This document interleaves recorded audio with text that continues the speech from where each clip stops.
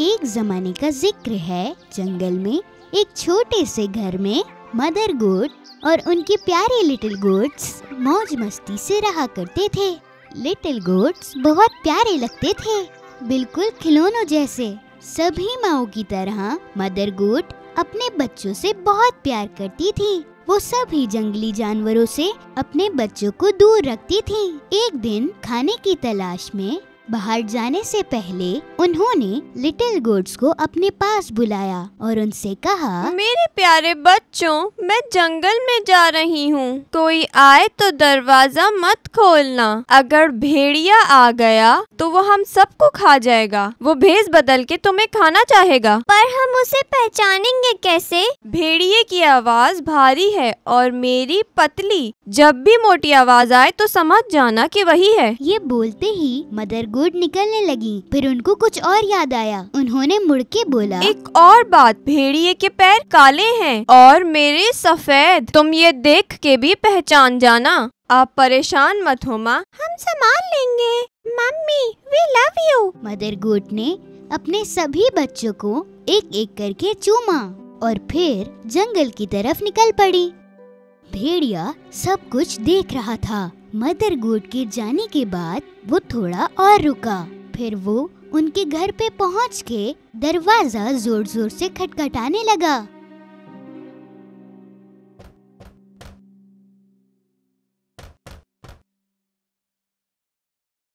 कौन है? मेरे प्यारे बच्चों, दरवाजा खोलो। देखो, तुम्हारे लिए मम्मी खाना लेके आई है। पर लिटिल गोट्स ने उस भेड़िए की आवाज फौरन से पहचान ली और उन्होंने चिल्लाकर बोला, तुम हमारी मम्मी नहीं हो। उनकी आवाज बहुत प्यारी और मीठी है। तुम हमें बेवकूफ नहीं बना सकते भेड़िए। भेड़िए को बड़ा गुस्सा आया क्योंकि वो लिटिल गोट्स को खा नहीं पाया, तो उसने एक चौक का पीस खा लिया। अब उसकी आवाज थोड़ी मीठी हो गई थी। वो वापस उनके घर गया और दरवाजे को खटखटाने लगा। अब की बार भेड़िए ने अपनी मीठी आवाज में बात की, मेरे प्यारे बच्चों, दरवाजा खोलो। मैं तुम्हारी मम्मी हूँ। मैं तुम्हारे लिए खाना लेकर आई हूँ। इस बार ये मीठी आवाज सुन के लिटिल गोट्स को लगा कि ये आवाज उनकी मम्मी की ही है। वो दरवाजा खोलने ही वाले थे, इतने में एक गोट चिल्लाई, पहले दरवाजे के नीचे से पैर देखते हैं। जब उन्होंने देखा तो भेड़िए के काले पैर दिखे। सभी चिल्लाए, हम दरवाजा नहीं खोलेंगे। मम्मी के पैर सफेद हैं। तुम्हारे पैर काले हैं। तुम भेड़िए हो। अपने गुस्से को काबू में रख के भेड़िया वहाँ से चला गया और अब वो बेकरी आ गया। बेकर भेड़िए को देखकर थोड़ा सा हैरान हुआ। मैं भी इंसानों की तरह हो गया हूँ। अब से पेस्ट्री खाऊंगा। थोड़ा सा आटा मिलेगा क्या? भेड़िया बेकरी से आटा लेकर निकल गया। घर के पास उसने आटा अपने पैरों पर लगा दिया और उसके पैर सफेद हो गए। अब तीसरी बार चालाक भेड़िए ने दरवाजे पर नॉक किया। मेरे प्यारे बच्चों, दरवाजा खोलो। मैं तुम्हारी मम्मी हूँ। मैं तुम्हारे लिए खाना लेकर आई हूँ। पहले पैर दिखाओ ताकि हमें पता चले कि तुम कौन हो।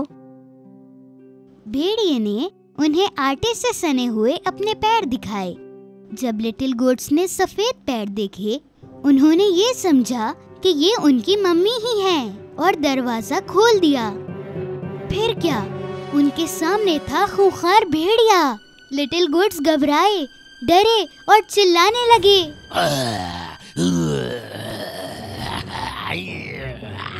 अपनी जान बचाओ, भागो, बचाओ, बचाओ। एक बच्चा टेबल के नीचे छुपा, दूसरा बिस्तर में और तीसरा चिमनी के अंदर गया। चौथा किचन में जा छुपा, पांचवा अलमारी में जा बैठा और छठा पर्दे के पीछे और सातवां घड़ी के अंदर। पर भेड़िया चालाक था और सबको एक एक करके पकड़ लिया। रुको, इधर आओ। तुम लोगों को छोड़ूंगा नहीं मैं। रुको। सिर्फ घड़ी में छुपने वाले को वो पकड़ नहीं पाया। उसका पेट भर चुका था, इसलिए वो कुछ सोचे बगैर वहाँ से निकल गया। वहाँ एक बहुत बड़ा मैदान था जहाँ भेड़िया आराम से एक पेड़ के नीचे सो गया।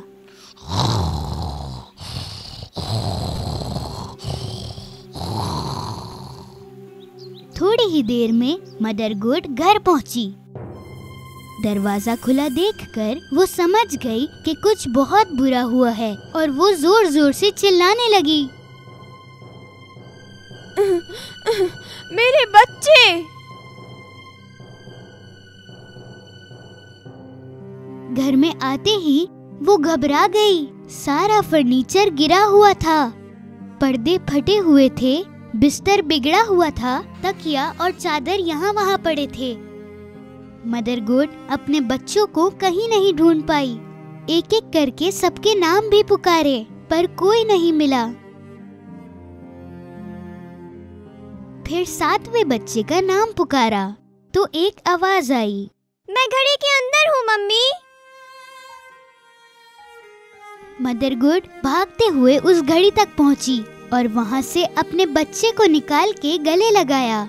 लिटिल गोट ने अपनी माँ को सारी कहानी बताई। भेड़िया आया था भेष बदल के, हमें लगा कि आप हो। वो मेरे सारे भाइयों को खा गया।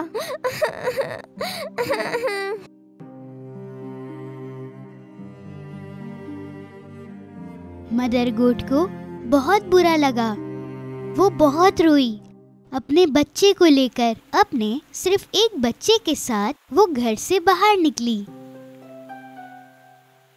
तभी उनको भेड़िया सोया हुआ दिखा। वो इतने जोर से खर्राटे ले रहा था कि पेड़ के पत्ते भी हिल रहे थे। मदर गोट ने थोड़ी देर भेड़िए को देखा। उसने देखा कि उसके पेट के अंदर कुछ हिल रहा था। या अल्लाह, लगता है कि मेरे बच्चे उसके पेट के अंदर जिंदा हैं। उसने एक तरकीब सोची। घर से मेरे लिए एक सुई धागा और कैंची लेके आओ। लिटिल गोट घर जाने लगा तो मदर गोट ने 6 बड़े पत्थर इकट्ठे किए।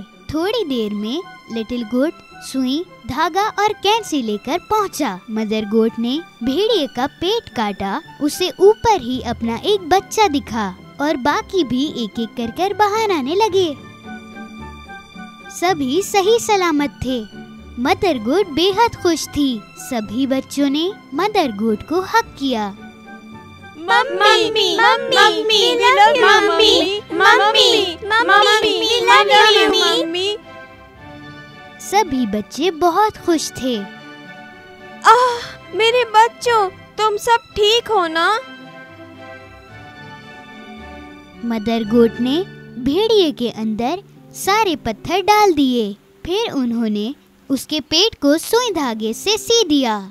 भेड़िया इतनी गहरी नींद में सो रहा था कि उसे कुछ पता ही नहीं चला। भेड़िया जब जागा और वो खड़ा हुआ तो उसका पेट दर्द कर रहा था। उसे लगा कि कई सारे लिटिल गोट्स की वजह से उसे दर्द हो रहा है। उसे प्यास लगने लगी। वो नदी के किनारे पानी पीने चला गया। चलते वक्त पेट में पत्थर टकराने लगे। पेट इतना भारी और भरा हुआ क्यों लग रहा है? ऐसा लग रहा है मैंने पत्थर खा लिए हों।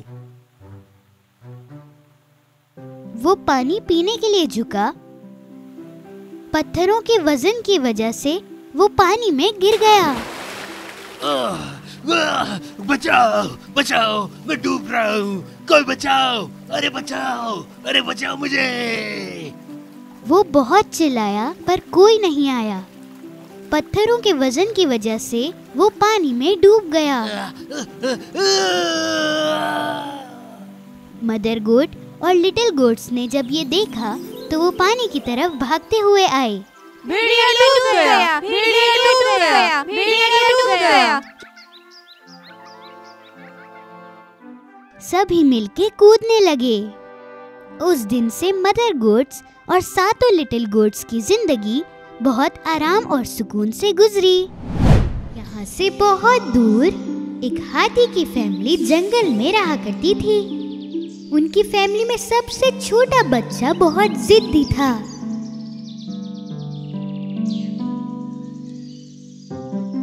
एक दिन जब उनकी फैमिली वॉक पर जा रही थी तो उन्होंने उसे बुलाया। बेटा, तुम कहाँ हो? जल्दी करो, हमें देर हो रही है। कहाँ हो बच्चे, आ जाओ। थोड़ी देर बाद बेबी हाथी उनके पास आया और वो अपनी फैमिली के साथ वॉक पर नहीं जाना चाहता था। मैं तुम्हारे साथ नहीं जाना चाहता, मैं बोर हो जाता हूँ। तुम्हारे भाई बहन भी उधर जा रहे हैं, तुम क्यों नहीं जा रहे? हम हमेशा एक ही चीज करते रहते हैं और मैं इन सब चीजों से बहुत उकता गया हूँ। मम्मा और पापा अपने बच्चे की बात सुनकर बहुत हैरान हो गए, लेकिन वो उसे दिखाना नहीं चाहते थे।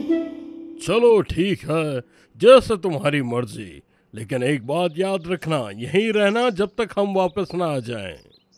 हमेशा की तरह। हाथी फैमिली ने जिद्दी बच्चे को वहीं छोड़ दिया और वहाँ से चले गए। छोटे हाथी ने काफी देर तक अकेले ही खेला, लेकिन थोड़ी देर बाद वो बोर होने लगा। जितना वो बोर होता जा रहा था, उसको उतना ही गुस्सा आता जा रहा था। ये हाथी होना भी बहुत बोरिंग चीज है, मुझे कुछ और होना चाहिए था, लेकिन अब मैं क्या कर सकता हूँ। थोड़ी देर बाद उसने देखा कि एक हिरन इधर से उधर उछल रही है और फिर उसने एक बात सोची। यस, आइडिया आ गया, मुझे भी उछलना चाहिए। छोटे हाथी ने हिरन की नकल करना चाही, लेकिन वो नहीं कर पाया। उसके पैर इतने बड़े थे, इसीलिए वो जमीन पर गिर गया। छोटे हाथी को जरा सी चोट लग गई। ये तो और भी बुरा हो गया। हाथी का बच्चा जंगल में थोड़ा आगे जाने लगा और वो एक पेड़ पर आया जहाँ पर बंदर बैठे हुए थे। वो इधर से उधर उछल रहे थे और मस्तियाँ कर रहे थे। तो उसने सोचा कि बंदर बनने में कितना मजा है, काश मैं भी बंदर होता। तो उसने बंदरों को बोला, ए बंदरों, देखो मुझे, मैं भी एक बंदर हूँ, मेरे साथ खेलो। थोड़ी देर के लिए बंदर रुक गए और हाथी के बच्चे को देखा, और उसके बाद वो सारे पेड़ से नीचे उतरे और छोटे हाथी के इर्द गिर्द आ गए। एक उसके ऊपर उछला, एक ने उसके कान खींचे, एक उसकी नाक खींचने लगा और एक उसके ऊपर नारियल फेंकने लगा। छोटा हाथी बहुत तंग आ चुका था और वो उन बंदरों की तरह पेड़ पर भी नहीं चढ़ पा रहा था। उन्होंने उसे बहुत तंग किया। वो बंदरों के साथ नहीं खेल सकता था, इसीलिए वो जल्दी से वहाँ से उठा और भागने लगा जितनी तेज वो भाग सकता था। छोटा हाथी जंगल में थोड़ा और आगे जाने लगा। इस बार उसने एक पेड़ पर एक गिलहरी को देखा। गिलहरी ने पत्तों में से अपना खाना निकाला और अपने घर में वापस चली गई। कितना प्यारा जानवर है और कितना छोटा है, ये कहीं भी जा सकता है, मुझे भी इसकी तरह करना चाहिए। छोटे हाथी ने पेड़ के ऊपर चढ़ने की कोशिश की, लेकिन उसके लिए ये नामुमकिन था। तो उसने अपनी नाक गिलहरी के घर में डाली और गिलहरी डर कर अपने घर से जितनी तेज हो सकता था उतनी तेज भागी। छोटे हाथी ने गिलहरी के घर में अपना मुंह डालने की कोशिश की, लेकिन उसका मुंह फंस गया। उसके लिए ये करना बहुत मुश्किल था।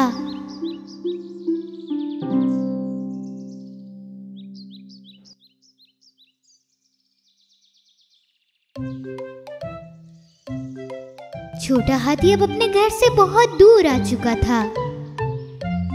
थोड़ी देर बाद वो एक तोते के पास आ पहुंचा। तोता उड़ रहा था एक पेड़ से दूसरे पेड़ पर। छोटा हाथी ये देखकर बहुत खुश हुआ और वो उसके करीब आया। मैं भी एक तोता बनना चाहता हूँ, क्या तुम मुझे बताओगे कि कैसे बनाया जाता है? बिल्कुल मैं बताऊंगा। वो दोनों एक साथ एक बहुत बड़ी नदी के ऊपर आ पहुँचे। अब मुझे देखो मैं कैसे उड़ता हूँ। तोते ने अपने पर खोले और वो उड़ना शुरू हो गया। छोटे हाथी ने उसकी नकल करी, लेकिन वो नीचे गिर गया। जिस तरह तोता अपने पैरों की मदद से उड़ रहा था, दूसरी तरफ हाथी पानी में गिरने वाला था और वो पानी में गिर गया। लेकिन वो पानी से बाहर निकल आया और चलने लगा। उसकी मिट्टी लग गई थी और उसके पूरे बदन में दर्द हो रहा था। तोता उसके बराबर में आया। तुम एक हाथी और हाथी ही रहोगे मेरे दोस्त। और बिल्कुल उसी वक्त एक छोटी चिड़िया जो कि अपने घोंसले में थी, वो नीचे गिर गई और पानी में कहीं गायब हो गई। परेशान होकर चिड़िया की माँ पानी के इधर उधर घूमने लगी और जोर जोर से चिल्लाने लगी, मदद करो, मेरी बेटी को बचाओ, मदद करो, मदद। हाथी का बच्चा जल्दी से पानी में गया और चिड़िया के बच्चे को ढूंढने लगा। कुछ सेकंड गुजरने के बाद ही उसने अपनी नाक बाहर निकाली और उसके पास चिड़िया का बच्चा आ गया था। ये जिंदा है, देखो ये जिंदा है। हाथी के बच्चे ने बड़े आराम से उस बच्चे को जमीन पर रखा। चिड़िया की माँ जल्दी से हाथी के बच्चे के पास आई। शुक्र है कि तुम यहाँ थे, तो तुमने मेरी बेटी को बचा लिया। ये अल्फाज सुनकर हाथी का बच्चा बहुत खुश हुआ। उसे अपने ऊपर फख्र हुआ। उसने सोचा कि अगर मैं हाथी नहीं होता तो मैं इस बच्चे को नहीं बचा पाता। मुझे लगता है मुझे एक हाथी ही होना चाहिए। अब बस रात का वक्त हो चुका था। हाथी का बच्चा अपने घर से बहुत दूर था और उसे बहुत डर भी लग रहा था। अपने रास्ते में उसने देखा कि तोता हवा में उड़ रहा है, गिलहरी अपने घर से बाहर झांक रही है, बंदर इधर से उधर उछल रहे हैं और बहुत तेजी से हिरन भाग रही है। और ये सब देखकर उसे अपने घर वालों की याद आ रही थी। उसने सोचा कि उसने अपनी जिद की वजह से उन्हें कितना उदास किया है और अब उसका सिर्फ एक ही काम था, वो था माफी मांगना। आदि से बाबा